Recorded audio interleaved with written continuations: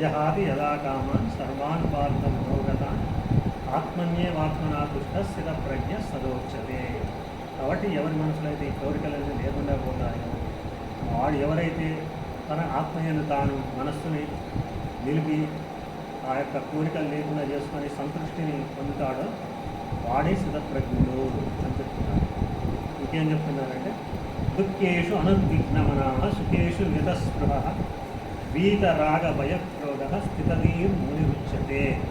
అంటే దుఃఖమునందు ఉద్వేగమును పొందనివాడు దుఃఖేషు అనుద్విగ్నమన, సుఖేషు విగత స్పృహ అండ్ ఆ సుఖాలలో కలిసిపోయి పంచేంద్రియ సుఖాల్లో తను తాను మర్చిపోయే అటువంటి వాడు విగత స్పృహ అంటే స్పృహ కోల్పోయేటువంటి వాడు. అంటే తన శరీరం మీద తన పరిసరాల మీద కూడా ఇక్కడ కూడా స్పృహ ఉండదు అన్నమాట వాడికి ఆ సుఖాలలో పడితే. తర్వాత వీతరాగ భయక్రోధ అంటే రాగము భయము క్రోధము వదిలివేసినటువంటి వాడు. వీత అంటే వదిలివేయడం, అంటే రాగం అంటే అటాచ్మెంట్, భయం అంటే ఫియర్, క్రోధం అంటే యాంగర్. అంటే ఈ మూడింటిని కూడా ఎవరైతే వదిలివేసినటువంటి వాడు ఉన్నాడో స్థితధీర్ మునిరుచ్యతే వాడిని ముని అన్నారు. ముని అంటే మననశీలుడు అని అర్థం. ముని అంటే ఏదో గడ్డాలు మీసాలు పెంచుకున్నటువంటి వాడు కాదు, అతని స్థితప్రజ్ఞుడు అంటే మననశీలుడు అన్నమాట. తర్వాత యస్ సర్వత్ర అవిస్నేహ తత్తత్ప్రాప్య శుభాశుభం నావినందతి నద్వేష్టి తస్య ప్రజ్ఞా ప్రతిష్ఠిత. దేని అందును మమతాసక్తులు లేనివాడును. యస్ సర్వత్ర అవిస్నేహ అంటే స్నేహము. స్నేహం అంటే ఏంటి? దాని యందు మమకారం కలిగి ఉండటం అన్నమాట. అవిస్నేహ అంటే అంటే స్నేహం దాని యందు అవిస్నేహం, స్నేహం లేకుండా అవిస్నేహము అంటే దాని మీద పూర్తి అటాచ్మెంట్ లేకుండా తటస్థంగా ఉండడం అన్నమాట. యస్ సర్వత్ర అవిస్నేహ తత్తత్ప్రాప్య శుభాశుభం అంటే శుభము కలిగిన అశుభము కలిగిన కూడా రెండింటి అందులో కూడా సమభావం కలిగినటువంటి వాడు. నా అభినందతి నా ద్వేష్టి అంటే మంచి జరిగినప్పుడు సంతోషపడటం నా అభినందతి, నా ద్వేష్టి అంటే చెడు కలిగినప్పుడు ఆ ద్వేషభావం కలిగి ఉండడం.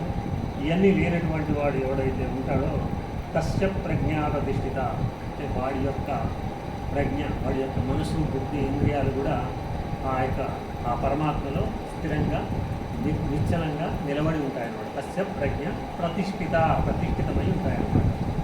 తర్వాత యథా సంహరతేష అయం కూర్మో అంగాని ఇవ సర్వశ ఇంద్రియార్థేభ్య తస్య ప్రజ్ఞా ప్రతిష్ఠిత. తాబేలు తన అంగములను అన్ని వైపుల నుండి లోనికి ముడుచుకున్నట్లు ఇంద్రియములను ఇంద్రియార్థముల నుండి అన్ని విధములుగా ఉపక్రమించుకున్న బుద్ధి స్థిరముగా ఉన్నట్లు భావించవలను. యథా సంహరతేచ అయం పూర్వం అంగానేవ సర్వశ.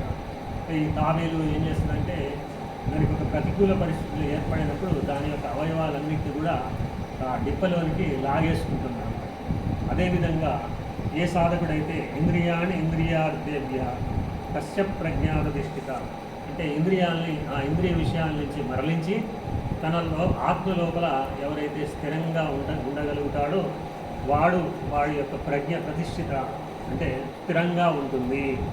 అట్లా ఏదైతే తాబేలు ఏ విధంగా అయితే తన ఇంద్రియాలను ప్రతికూల పరిస్థితులకు లోపలికి లాక్కుంటుందో ఈ ఇంద్రియ విషయాల నుంచి కూడా ఆ విధంగా ఉపసంహరింపబడి ఆత్మయందు ఎవరైతే స్థిరంగా ఉంటారో వాడి యొక్క బుద్ధి, వాడి యొక్క మనసు, వాడి యొక్క ఇంద్రియాలు ఆ పరమాత్మలో స్థిరంగా ఉంటాయి అని చెప్తున్నాడు.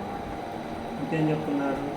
విషయా వినివర్తంతే నిరాహారస్య దేహిన రసవర్జం రసోక్త్యస్య పరం దృష్ట్వా నివర్తతే.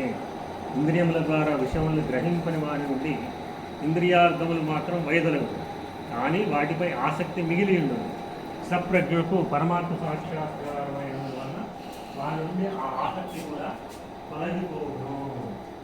విషయా వినివర్తంతే నిరాహారస్య దేహిన అంటే మన యొక్క విషయాలను అనుభవించకపోయినంత మాత్రమున వాటి నుంచి మనకు దూరమైనట్టు కనబడుతూ ఉంటుంది, కానీ దాని యొక్క ఆకర్షణ మాత్రం పోదనమాట. రసవజ్యం రసోక్త్యస్య